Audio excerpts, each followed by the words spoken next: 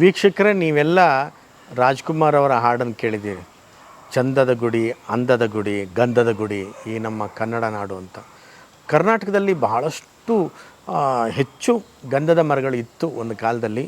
ಆ ಶ್ರೀಗಂಧ ಅನ್ನುವಂಥದ್ದು ಭಾಳ ಒಳ್ಳೆಯ ಒಂದು ಸುಗಂಧ ದ್ರವ್ಯದ ಔಷಧ ಮರ ಕೂಡ.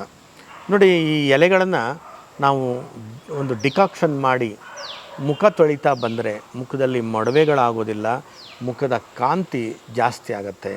ಬಟ್ ಗಂಧದ ಎಲೆ ಏನು ಅಂತ ಏನು ಸ್ಮೆಲ್ಲಿಲ್ಲ, ಆದರೆ ಬೆಳೆದಿರ್ತಕ್ಕಂಥ ಮರದ ಕೊರಡು ಬಹಳಷ್ಟು ಸುಗಂಧ ಎಲ್ಲರಿಗೂ ಗೊತ್ತಿದೆ. ಗಂಧ ಅನ್ನುವಂಥದ್ದೇ ಅದಕ್ಕೆ ಹೆಸರು ಆ ಥರ. ಆಮೇಲೆ ಈ ಎಲೆಗಳನ್ನು ಸ್ನಾನಕ್ಕೂ ಕೂಡ ಬಳಸ್ಬೋದು. ಒಂದು ಸಿಡುಬು ರೋಗ ಆಗಿದ್ದಾಗ, ಅಮ್ಮ ಆಗಿದ್ದಾಗ ಬೇವಿನ ಎಲೆ ಏನು ಬೇಯಿಸ್ತೀರಿ, ನಿಮ್ಮ ಮನೆ ಹತ್ತದಲ್ಲಿ ಏನಾದ್ರು ಶ್ರೀಗಂಧ ಇತ್ತು ಅಂತಂದರೆ ಈ ಎಲೆಗಳನ್ನು ಸ್ವಲ್ಪ ಅದಕ್ಕೆ ಹಾಕಿ ಬೇಯಿಸ್ಕೊಂಡ್ರೆ ಒಳ್ಳೆಯದು. ದಿನನಿತ್ಯ ಸಿಗ್ತದೆ ಅಂತಂದರೂ ಕೂಡ ನಿಮಗೆ ಮುಖ ತೊಳಿಲಿಕ್ಕೆ ಈ ಡಿಕಾಕ್ಷನ್ನ ಮಾಡ್ಕೋಬೋದು.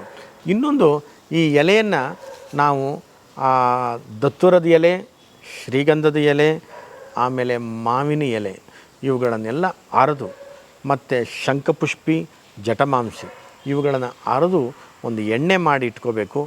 ಆ ಎಣ್ಣೆನ ನಾವು ತಲೆಗೆ ಹಚ್ಕೊಂಡು ಸ್ವಲ್ಪ ತಟ್ಕೊಂಡು ಲೈಟಾಗಿ ಮಸಾಜ್ ಮಾಡಿಕೊಂಡ್ರೆ ನಿಮಗೆ ಆ್ಯಂಗ್ಸೈಟಿ ಇದ್ದರೆ, ಉನ್ಮಾದ ಇದ್ದರೆ, ಆತಂಕ ಇದ್ದರೆ, ಗಾಬರಿ ಅನಿಸಿದರೆ ಅವೆಲ್ಲವೂ ಕೂಡ ಕಡಿಮೆ ಆಗ್ತಾ ಬರುತ್ತೆ.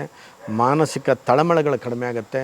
ನಿದ್ರೆನೇ ಬರಲ್ಲ ಸ್ವಾಮಿ ನಂಗೆ ರಾತ್ರಿ ಅಂತನ್ನೋರು ತುಂಬ ಚೆನ್ನಾಗಿ ನಿದ್ರೆ ಮಾಡ್ತಾರೆ. ಸ್ವಾಮಿ ಇವನ್ನೆಲ್ಲ ಒಟ್ಟಾಕಿ ನನಗೆ ಮಾಡಲಿಕ್ಕಾಗೋಲ್ಲ ಅಂತನ್ನೋರು ಇಲ್ಲೇ ಫೋನ್ ನಂಬರ್ ಕೊಟ್ಟಿದ್ದೀವಿ.